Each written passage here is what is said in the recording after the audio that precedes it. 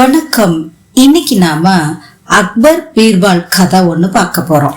ஒரு நாள் அக்பர் கிட்ட ஒரு வயதானவர் வந்து தன்னோட ஒரே மகளோட திருமணத்திற்கு உதவி செய்யும்படி கேட்டாரு. அக்பர் அவர்கிட்ட வசதி இல்லாதவனுக்கு வசதியான கல்யாணம் செய்யறதுக்கு ஆசை எதுக்கு, ஏதாவது ஒரு மரத்துக்கு கீழே திருமணம் செஞ்சு வை அப்படின்னு சொன்னாரு. அதுக்கு அந்த வயசானவர், எனக்கு இருக்கிறது ஒரே குழந்தை, அவளுக்கு நல்லபடியா திருமணம் செய்து வைக்க வேண்டும், ஏதாவது உதவி செய்யுங்க அப்படின்னு மன்றாடினார். அக்பர் அப்போ கொஞ்சம் குழப்பமான மனநிலையில் இருந்தார். நீ போய் சூரிய அஸ்தமனத்திலிருந்து குளத்துக்குள்ள 12 மணி நேரம் கழுத்தளவு தண்ணியில நின்ன அப்படின்னா உனக்கு தேவையான பணம் தர்றேன் அப்படின்னு நிபந்தனை விதிச்சார். தன்னுடைய மகளுக்காக சில்லுன்ற தண்ணியில நைட்டு முழுக்க அந்த வயதானவர் நின்னாரு.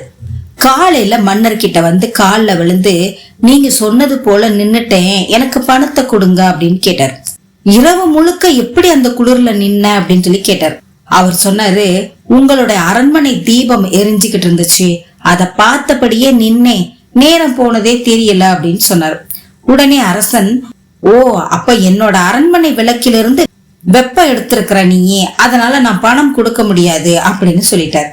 இதை கேட்ட மந்திரி பீர்பாலுக்கு அது அநியாயமா பட்டுச்சு. மன்னர்கிட்ட நேரடியா ஒண்ணும் பேச முடியல.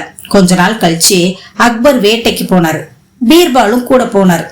இரவு வேலை வந்துச்சு. அக்பருக்கு பசியா இருந்துச்சு. அக்பர் பீர்பால் கிட்ட சமையல் முடிஞ்சிருச்சா அப்படின்னு கேட்க, இன்னும் 10 நிமிஷங்கள் ஆகும் இப்படியே சொல்லிட்டே போனாரு. நள்ளிரவும் ஆயிடுச்சு.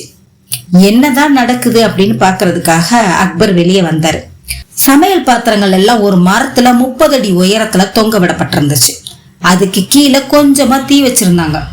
இதை பார்த்துட்டு அக்பரு, முட்டாள், இப்படி சமைக்க முடியுமா அப்படின்னு கோபமா கேட்டாரு.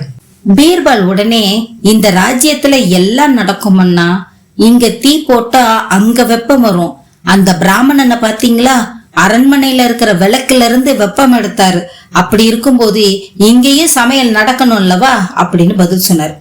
பீர்பால் தன்னோட தவறை சுட்டி காட்டுறதுக்காகத்தான் இப்படி செய்யறாரு அப்படிங்கறத அக்பர் புரிஞ்சுக்கிட்டாரு.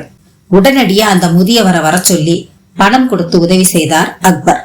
நன்றி, வணக்கம்.